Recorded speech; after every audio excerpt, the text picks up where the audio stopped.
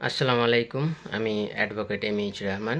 আর আজকে যে বিষয়ে আলোচনা করব সেটা হচ্ছে যে আপনারা সকলেই জানেন গত 23 তারিখ এবং 29 তারিখ পশ্চিমবঙ্গে ভোট হয়েছে এবং সেই ভোটের রেজাল্ট 4 তারিখে এসছে এবং এই 4 তারিখের যে রেজাল্ট সেই রেজাল্ট বলছে যে বিজেপি বহু সংখ্যাগরিষ্ঠতা নিয়ে এবার সরকার গড়তে যাচ্ছে।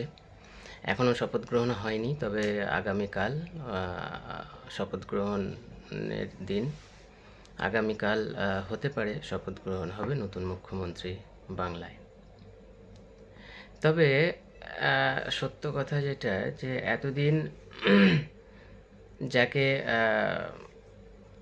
দুধ দিয়ে পোষা হলো, দুধ খাইয়ে পোষা হলো, মানে যেমন সাপকে দুধ খাইয়ে পোষা হয়, ঠিক সেরকমই সাপ পুষেছিলেন আমাদের এখন প্রাক্তনই বলা যায়, প্রাক্তন মুখ্যমন্ত্রী মমতা ব্যানার্জি, অর্থাৎ আমাদের সকলের দিদি। উনি দুধ খাইয়ে সাপ পালন করেছিলেন, কিন্তু সেই সাপ সুযোগ পেতেই কিন্তু ছবল মারল তার মালিককেই। কেন বলছি আমি এই কথা?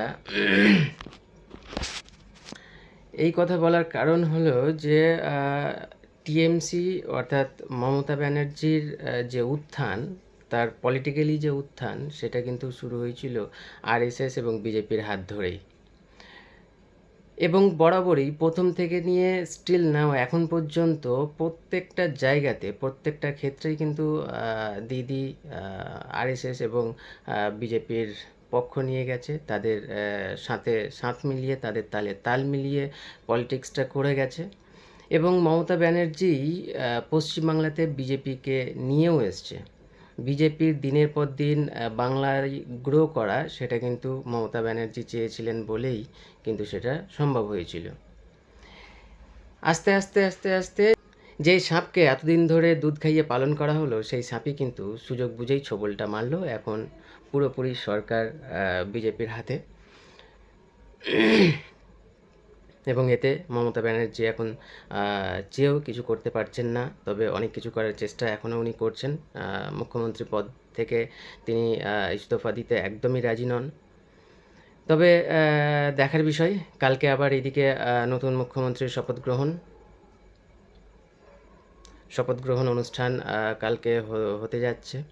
আর এইদিকে আবার আমাদের দিদি নিজের চেয়ার থেকে কিন্তু ইস্তফা দিতে চাইছেন না। এখন দেখার বিষয় কালকে কি হয়, এবং পরবর্তী পদক্ষেপ আমাদের দিদি পশ্চিমবাংলার মানুষের জন্য কী স্টেপ নিতে যাচ্ছে বা নিচ্ছে, সেটা আমাদের দেখার বিষয়। তবে যতটা এখন পর্যন্ত শোনা গেছে যে উনি সুপ্রিম কোর্টে আইনি লড়াই লড়ার জন্য প্রস্তুত হয়েছেন। আমরা যদি 2021-এর ইলেকশনের ফলাফল দেখি, তাহলে আমরা যেটা পাই সেটা হচ্ছে 2021-এ বিজেপি পেয়েছিল 70টা সিট এবং টিএমসি পেয়েছিল 215টা সিট। আর এই বছর 2026-এ পুরো 90 ডিগ্রি ঘুরে গেছে, যেটা হচ্ছে যে বিজেপির 207টা সিট এবং টিএমসি পেয়েছে মাত্র 80খানা সিট। এতটা পার্থক্য, এতটা তফাৎ কি পুরোটাই সাধারণ মানুষের রায়? সত্যি কি সম্পূর্ণটাই মানুষের রায়, নাকি এর মধ্যে কোনো কারচুপি রয়েছে? যদি খতিয়ে দেখা যায়, কিংবা যদি ঠিকঠাক তদন্ত হয়, তাহলে অবশ্যই দেখা যাবে। কারণ বিজেপি শুরু থেকে নিয়ে যেই সব রাস্তা মানে গ্রহণ করছে এই পশ্চিমবাংলা ইলেকশনের জন্য, সেটাতে পুরোপুরি যে এটা মানুষের রায় বলে কখনোই মানা যাবে না। কারণ এসআইআর, যেখানে এসআইআরের নাম করে প্রায় 80 থেকে 90 লক্ষ মানুষের নাম পুরো কেটে বাদ দিয়ে দেওয়া হয়েছে, এবং প্রচুর পরিমাণে ফর্ম 6, অর্থাৎ নতুন ভোটারের যে ফর্ম, সেটা কিন্তু প্রচুর পরিমাণে জমা পড়েছে। যেটা আমরা দেখেছি বিহারের ক্ষেত্রে ভোট চুরি, যেখানে এসআইআরে প্রচুর নাম কেটে বাদ দেওয়ার পরে ফর্ম 6 জমা করিয়ে বিভিন্ন রাজ্য থেকে লোক নিয়ে এসে ভোট দিয়েছিল বিহারে।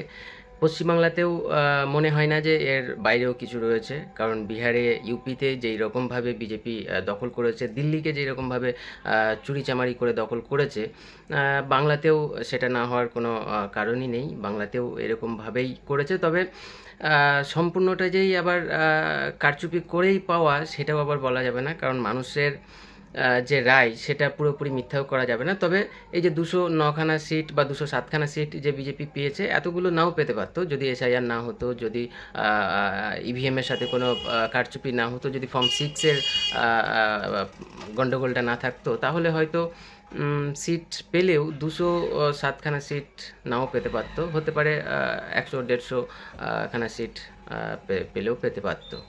যাই হোক, সবশেষে রেজাল্ট এসছে, যারা জিতেছে তাদের কংগ্রাচুলেশনস। তারা যাতে বাংলাটাকে ভালোভাবে সুস্থভাবে পরিচালনা করে সেই আশা আমরা রাখবো, এবং আমাদের দিদি পরবর্তীতে কী পদক্ষেপ নিচ্ছেন সেটার প্রতি আমাদের নজর থাকবে। সর্বদা সতর্ক থাকুন, সুস্থ থাকুন, শুনতে থাকুন এবং ফলো করুন advocate M H Rahman Facebook page এবং ইউটিউব চ্যানেলকে। চলুন, দেখা হচ্ছে আবার অন্য কোনো ভিডিওতে কিংবা অন্য কোনো পডকাস্টে। ততক্ষণ পর্যন্ত ধন্যবাদ।